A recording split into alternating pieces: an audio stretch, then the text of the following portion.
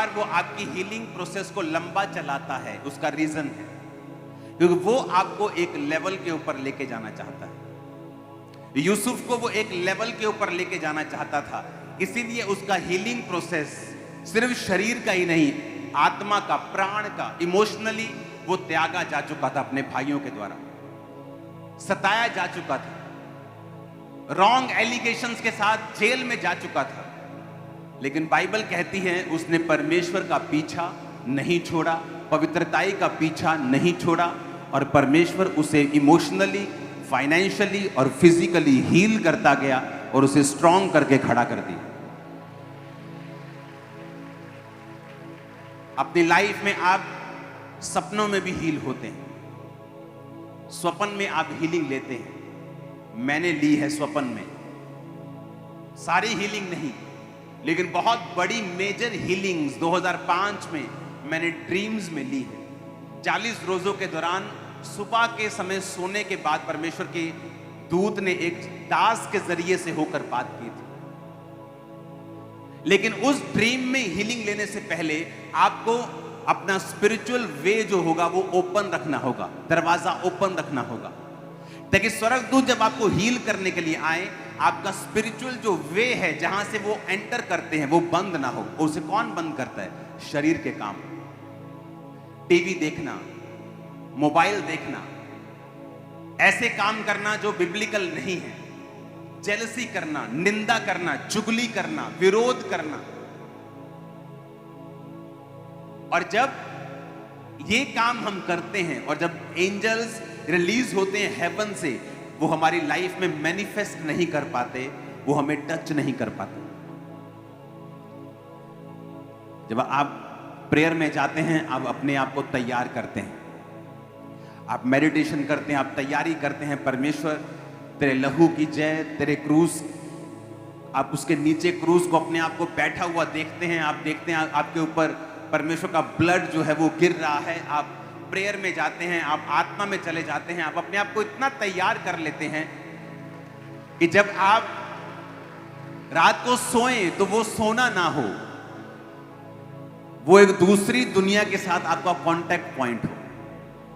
सोते तो आम लोग हैं, आपको तो बात करनी है सोते समय, आपको तो टच लेना है सोते समय, आपको स्पिरिट ओपन रखनी है कि परमेश्वर आपको छू सके आपके सपनों में। और ये पॉसिबल है अगर आप अपना पूरा ध्यान हीलिंग के ऊपर, डिलीवरेंस के ऊपर और अपने आत्मिक जीवन के ऊपर लगाएंगे। तो मोस्टली लोग चंगे नहीं होते, वो लोग जो चंगे नहीं होते, मोस्टली उनमें से कौन होते हैं?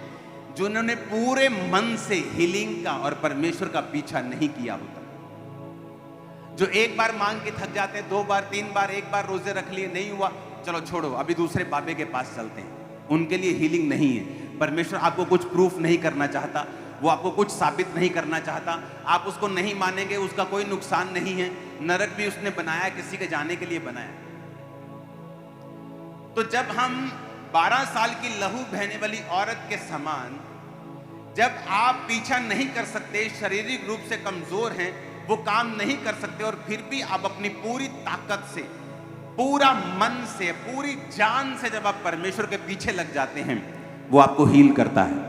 आपको दिखाना पड़ेगा कि आप अपनी हीलिंग के लिए डेस्परेट हैं, आप अपनी चंगाई के लिए पूरी तरह से तैयार हैं कि आप परमेश्वर, मैं तैयार हूं। आप फास्टिंग करें, आप प्रेयर करेंगे, आप अपने आप को संसार की चीजों से डिस्कनेक्ट करके अपनी स्पिरिट को ओपन रखेंगे। परमेश्वर रात को आपको सपने में बात करे, आपको टच करे, आप मांगते जाएंगे। उसने कहा है कि विधवा एक पापी के पास जाके लगातार बोलती मेरा न्याय करो, और पापी सोचता है ना मैं परमेश्वर से डरता हूं, ना किसी बंदे की परवाह करता हूं, पर मैं इसका काम कर दूंगा, ऐसा ना हो कि ये बार बार आके मुझे तंग करे।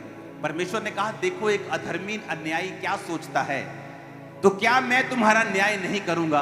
क्या मैं तुम्हारी प्रार्थना का उत्तर नहीं दूंगा? अगर एक अधर्मी बंदा बार बार आने से एक बंदे की प्रार्थना को सुन सकता है, तो मैं तुम्हारी प्रार्थना को क्यों ना सुनूंगा जो दिन और रात मेरे नाम की दुहाई देते हैं, डे एंड नाइट। तुम कैसे दुहाई देते हो?